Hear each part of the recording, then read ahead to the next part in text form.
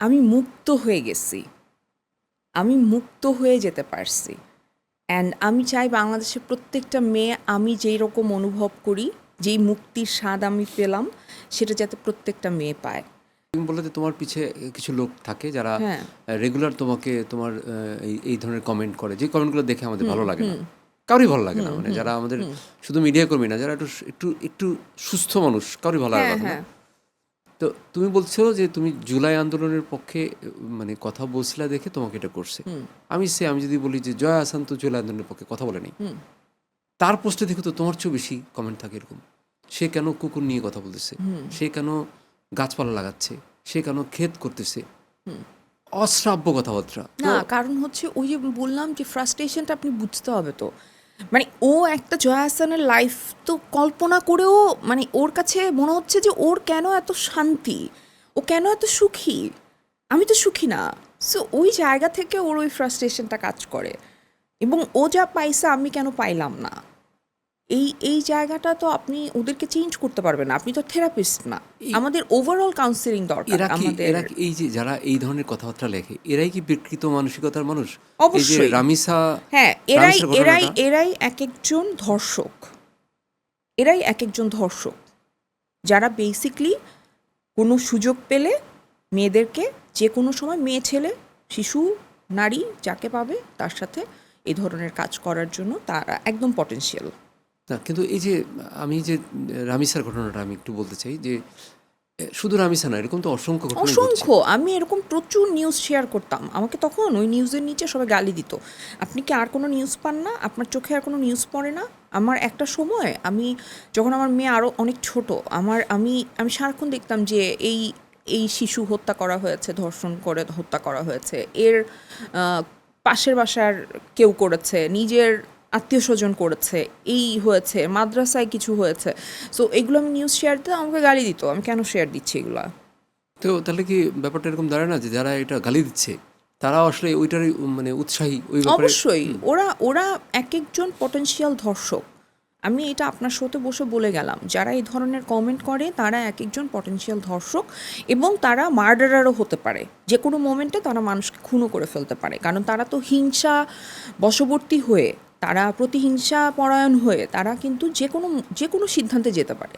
এই হিংসার চাষ কি আমার কি মনে হয় কি এখন একটু বেশি হচ্ছে রিসেন্ট, মানে রিসেন্ট একটু বেশি হচ্ছে আমার মনে হয়। এখন একটু কথা বলার মানুষের বলে না যে পাখা গজাইছে একটু, মানে মানে একটু মানুষ কথা বলার সুযোগ পাইছে। সো সুযোগ পেয়ে ওদের নিজের আসল চেহারাটা বের করছে, কারণ আপনি একটা মানুষ নিশ্চয়ই 2 বছরে চেঞ্জ হয় না। না না না তো আপনার ধরেন এই মানুষগুলাই এত বছর ধরেই পৃথিবীতে বেঁচে ছিল, তারা এখন তাদের আসল রূপ দেখাচ্ছে বা দেখাতে পারছে।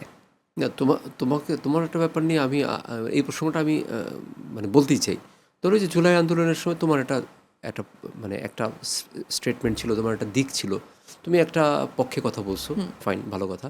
এই বলার জন্য হয়তো আর একটা দল পছন্দ করে নেই, তারা তাদের লোকজন দিয়ে গালাগালি করাচ্ছে, কিন্তু তারপরে তো মানে এখন তো তাহলে তুমি তো বেসিক্যালি হয়ে গেলো কি, তুমি আমি দেখছি এরকম সামাজিক যোগাযোগ মাধ্যমে যে বাঁধন হচ্ছে জামাতের মহিলা শাখার আমির, এরকম লেখা লেখা দেখছি। আবার লেখা দেখছে বাঁধন এবার নমিনেশন পাচ্ছে বিএনপি থেকে। তো আমি আবার জামাত হাসছি, থেকেও পেতে পারতাম, আমিও ওরা হাসছি। কিন্তু জামাত থেকে বললে সবচেয়ে এটা না আমি হাসছি আর কি, মানে যে আসলে তো তুমি ওই আইরনি ট্র্যাকের কেউ না, হতো। ওই ট্র্যাকের কেউ না। তো এরপর হয়েছে কি, তুমি ধরলাম যে ওই দলের এরা তো আমাকে পছন্দ করবে, কিন্তু আমি পরবর্তীতে তুমি যখন এই যে আরও অনেক কিছুর প্রতিবাদ করতেছো না, মবের বিরুদ্ধেও কথা বলছো আমি দেখছি, বা ওই যে ধর্ষণের বিরুদ্ধে কথা বলতেছো, তখন আবার দেখতেছি কি যে ওই গ্রুপ না, বোঝা যায় কিন্তু দুইটা গ্রুপ কিন্তু বোঝা যায়। এখন দেখা যায় আরেক গ্রুপ আবার তোমাকে, যেটা যে শাখার তুমি আমিন হইতে চাইছিলা, সেই লোকগুলো আবার তোমাকে বলছে বেপর্দা নারী, এটার তো বিচার, এটা আবার ওই ওই দলের কিন্তু এটা বলে না, ওরা বলে আবার এক জিনিস, এরা বলে আবার আরেক জিনিস। তো তুমি তো মহা বিপদে পড়ে গেছো মনে হয়। না, আমি আমি আপনাকে বলি দাদা, আমি আমি মুক্ত হয়ে গেছি, আমি মুক্ত হয়ে যেতে পারছি। অ্যান্ড আমি চাই বাংলাদেশের প্রত্যেকটা মেয়ে আমি যেই রকম অনুভব করি, যেই মুক্তির স্বাদ আমি পেলাম, সেটা যাতে প্রত্যেকটা মেয়ে পায়। সেটা হচ্ছে ওই যে আমি বললাম আপনাকে যে এত মানুষের এত প্রবলেম, এত কিছু আমাকে নিয়ে, আমার কেন এত সময় হবে যে তাদের প্রবলেম নিয়ে মাথা ঘামানোর? আমার নিজের উপরে সময় দেওয়ার সময়ই পাওয়ার কথা না, কারণ আমার কাজ আছে, আমার বাচ্চা আছে, আমার সংসার আছে, আমার নানান কিছু আছে, নিজেকে সংশোধন করার ব্যাপার আছে।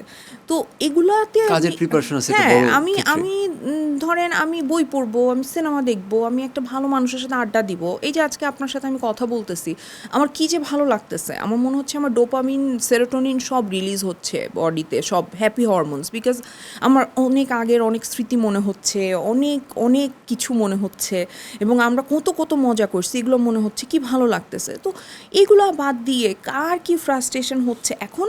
তবে হ্যাঁ, আপনি আমাকে এটা জিজ্ঞেস করতে পারেন, তোমার কি এগুলো নিয়ে চিন্তা হয় না? আমার চিন্তা হয়। কেন? কারণ আমি একজন সচেতন নাগরিক বাংলাদেশের, এবং আমি আমার দেশকে ভালোবাসি। আমি চাই আমার দেশের জনগণ সচেতন হোক, আমি চাই আমার দেশ একটা নারী বান্ধব দেশ হোক, আমি চাই আমার দেশ একটা ন্যায় বিচার মানে পাবে এরকম একটা দেশ হোক, আমি চাই প্রত্যেকটা ধর্ম, বর্ণ, গোত্র, লিঙ্গ, প্রত্যেকটা মানুষ তার স্বাধীনতা অধিকার বুঝে পাক, আমি এগুলো চাই। কিন্তু আমার পক্ষে এই বাংলাদেশের সব মানুষকে খুশি করাও সম্ভব না, না না কোনোভাবে না। তাদেরকে আমার মানে একটা পক্ষকেও খুশি করা সম্ভব না। তার জন্য আমি ডিসিশন নিছি আমি কাউকে খুশি করব না। সো কেউ না কেউ কখনো না কখনো আমার উপরে দুঃখী হয়ে থাকবে, ওরা আমাকে গালি দিবে। সো এটা আমার একটা জিনিস কি মনে হয় যে মানে শিল্পীদের, বিশেষ করে যারা শিল্পী তোমার মতো যেরকম যারা অনেক ফেমাস, আমাদের কি আসলে কি পলিটিক্স করা উচিত? অবশ্যই উচিত। অবশ্যই উচিত। পলিটিক্স করা তো আপনার নাগরিক অধিকার। আপনি শিল্পী হলে আপনি তো একটা পেশা আপনার শিল্পী হওয়া। আমাদের একটা আমার একটা মতবাদ আমি বললাম, সেই মতবাদটা হয়তো কারোর সাথে মিলে গেল, মিলতেই পারে, স্বাভাবিক, যদি সেটা কোনো মানে কুসংস্কারচ্ছন্ন কিছু না হয়, আমার মিলে গেল, আমি তার পক্ষে কথা বলতেই পারি। তো আমি যখন বলবো তখন অপোজিশন পার্টি কী করবে? ওরা হয়তো 5 বছর পরে ওরা ক্ষমতা আসবে, ওরা তো আমাকে 5 বছর পরে সে তো আমার যে কোনো কাজ বা কোনো কিছু আমাকে করতেই দিবে না, আমাকে একদম মানে পারলে গৃহবন্দী করে রাখবে। আবার 5 বছর পরে যদি এরা চলে যায়, যদি ওরা আসে, তখন ওরা আবার আমাকে মাথায় তুলে নাচবে। তা আমাদের দেশে পলিটিক্স করতে গেলে এই ঝামেলাটাই হয় যে না, এইটা থেকে বের হইতে হবে। মানুষ তখন মানে আমার মতো মানুষও আপনার মানে তৈরি হতে হবে, যারা শুধু জনগণের পক্ষে কথা বলবে, যারা সত্যের সাথে থাকবে। তাহলে তো আপনার প্রবলেম হচ্ছে না। আর যদি আপনি একটা পলিটিক্যাল পার্টি ধরেন আপনি সাপোর্ট করেন, আপনি একজন সাপোর্টার একটা পার্টির, সেটা তো আপনার কোনো দোষ না। আপনি তাকে সাপোর্ট করতেই না, আমি তো পারেন। সেটাই বলছি, এখন দোষ তো না। সে যদি কালেকটিভলি কোনো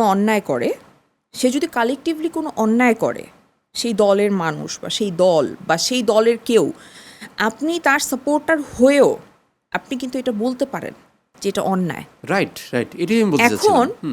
এইটা যে প্র্যাকটিসটা আমাদের সোসাইটিতে নাই, এইটার প্র্যাকটিসটা বানাইতে হবে। এটা তো আমাদের ব্যর্থতা। এটা তো সংসদেও নাই। না, আমাদের সংসদে এটা নাই।